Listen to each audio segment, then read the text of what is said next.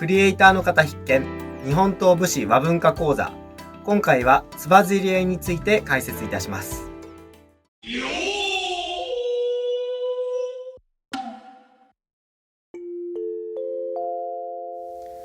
当チャンネルでご紹介するのは天心流に伝わる教え並びに一般的な情報になります。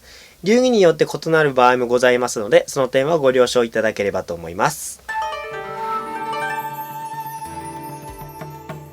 つばぜり合いとは、接近戦において刀と刀を接触させた拮抗状態を指します。一般に甲冑を着用して戦うことを会射剣術、甲冑を着用しないで戦うことを素肌剣術と呼びます。甲冑を着用している場合、防御力が高いため、間合いが近くなりやすく、つばぜり合いが発生しやすくなります。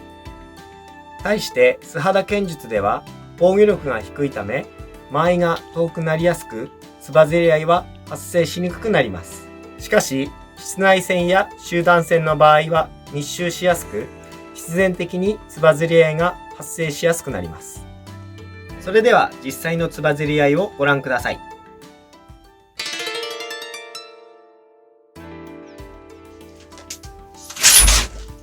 この中間の距離ですと、お互い刀を自由に使えて危険です。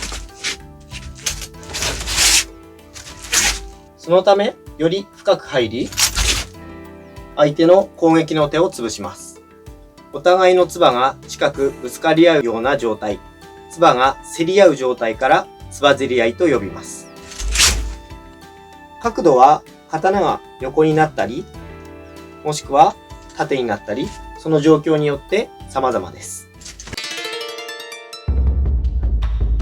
天心流では基本的に相手の唾より自分の唾が下になるようにします。なぜならば、相手の唾が自分の唾よりも下に来た場合、意図的か意図的でないにしろ、指を唾で潰される可能性があるため、相手の唾よりも下に入れます。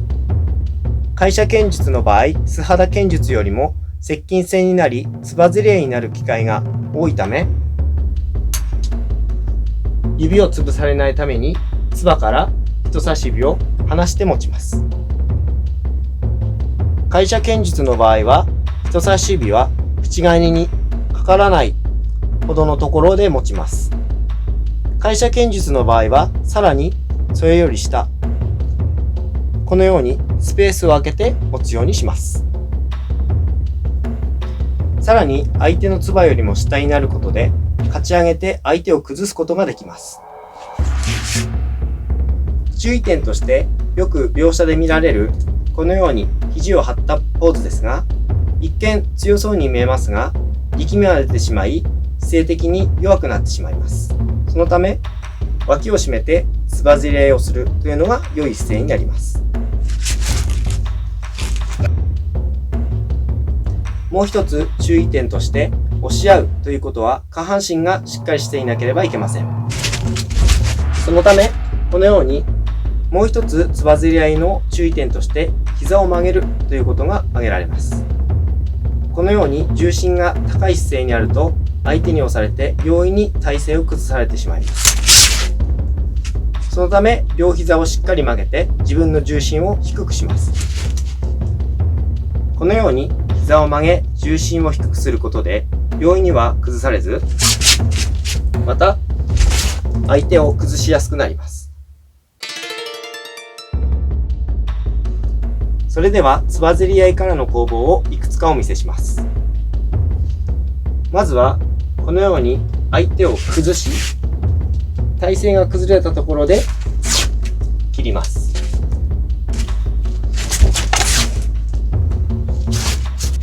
切り方は自分の姿勢、また崩れた相手の姿勢によって変化していきます。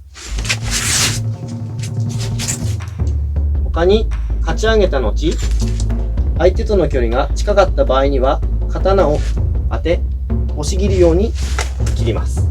他には相手の刀を取り、そのまま制するというものがあります。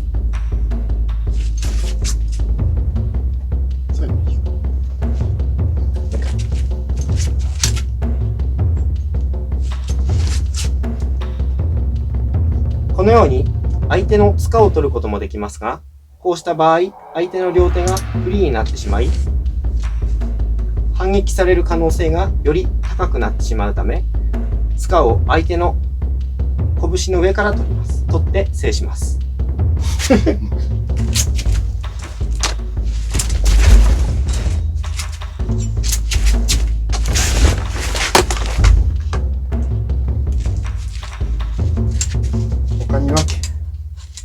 他には蹴り技があります。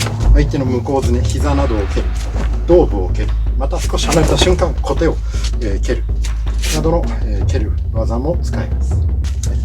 クリエイティブな場面でしたら、相手を、塚などで外しておきながら、このように高く蹴るなどという方法もできると思います。以上、簡単ではございましたが、つばぜり合いの解説をさせていただきました。皆さん、良いつばぜり合いライフをお過ごしください。つばぜり合いライフって何？つばぜり合いライフって何？このどんどん近づいてくる感。あなたとつばぜり合いたい。あなたとつばぜり合いたい。それ、なんかパクリじゃん。何あんのそんなの。なんだっけ、あなたと合体したい。それなんだっけ？エヴァじゃねえ、アクエリオン。アクエリオンそんなんだっけ？じゃあお願いします。あなたと合体したい。違うよ、そっちじゃねえよ。パクリじゃなくてまんまじゃんそれ。あなたとつばぜり合いたい。ちゃんとやってよ。だってそんなこと言ったことねえしさ。普通ねえよ。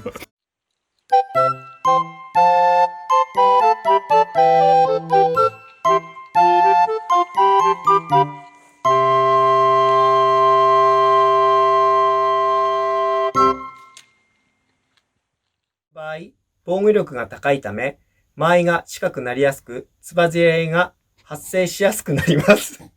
もう一つばぜり合回。い。つばぜり合いと呼びます。くそいきなり来たね。もう戦いっていつでもいきなりなんじゃないですか。しかもつばぜり合ってる。今すいませんでした。来ればいいです。私が未熟でしそた。うですね。ここも使うんでしょ？使います。ここも使うんでしょ？使うんです。で次。だって話してる時に言うんだもん。話してる時に言うってのあ、まじゃ話してる時に仕掛けるんだもん。うわ、話してる時はやってないよ。やつだよ、ずっとこうやりながらずっとグイグイグイグイやってた。それはつばぜり合いだもん。いや、そうだけど。よいしょね。急にさ、喋ってる。急だよ喋っていや、終わったじゃん。いや、まだ来るなっていうのは分かったけどさ。分かったでしょ？分かっててやられるともっとダメじゃん。